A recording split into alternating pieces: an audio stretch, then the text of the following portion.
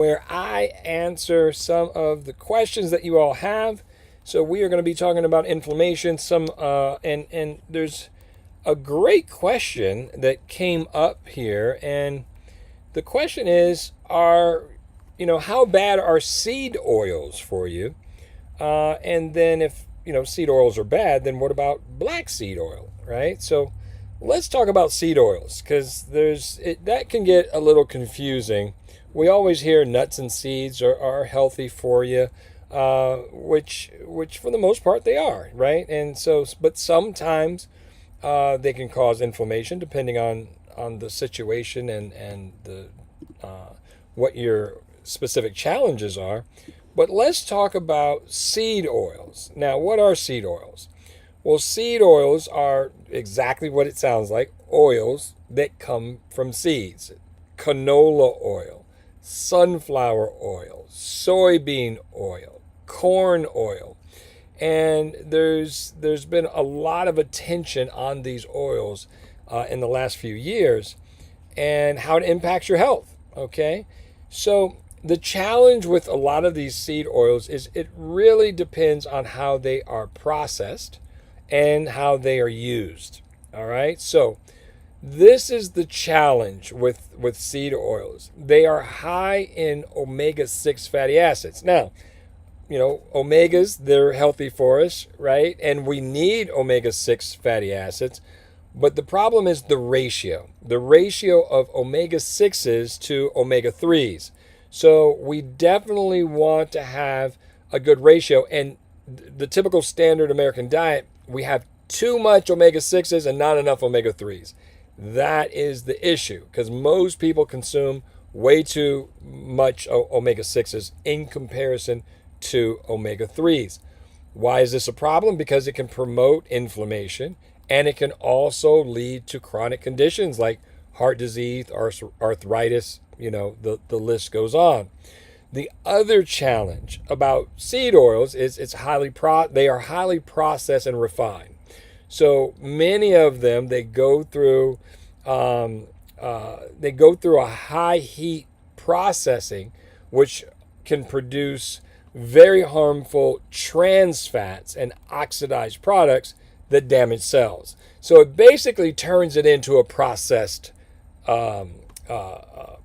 food is basically what happens, right? And it has harmful effects on the body. So we want to be careful of that as well. It's also linked to metabolic dysfunction. So there are studies out there that shows that high consumption of seed oils can be associated with obesity, diabetes, and other metabolic disorders. So we want to be careful when we're using seed oils. The other thing is very sensitive to heat, and they're not very stable at high temperatures, and they can also break down into harmful byproducts. All right. So that is the reason why we want to stay away from seed oils. Now, what do we do? Okay, if we take away that, then what do we use? Well, we want to consider using healthier alternatives like extra virgin olive oil or avocado oil, coconut oil. These are more stable than the seed oils. They have beneficial properties rather than harmful properties. So that's what we want to do. Now let's move over to black seed oil, right? Because that's a seed oil. So is this also bad? Well, actually, the black seed oil, this is actually pretty healthy, okay? Because they have different profiles and a different set of benefits, all right? So they are rich in a lot of helpful, healthy properties, okay?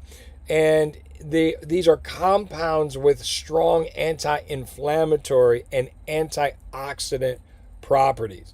So what does that mean? Well, it decreases inflammation and it also decreases oxidation. Last week I talked about oxidation, and when you think about oxidation, think about like rust, right? And so when you put metal out in the weather and it gets oxidized and it rusts, well, your body goes through a very similar process.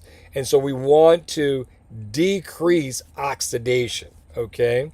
So that's the properties that black seed oils have. They are more balanced in omega 6s and omega 3s. And so that's very beneficial because that also it decreases inflammation as well. And so traditionally, black seed oils have been used therapeutically. So you can actually take black seed oil directly for these anti-inflammatory and antioxidant properties. It reduces allergy symptoms. It improves immune function. It promotes healthy skin. There's a lot of benefits to black seed oil, right? So I hope that kind of clarified the whole seed oil confusion. Until next time, we'll see you later.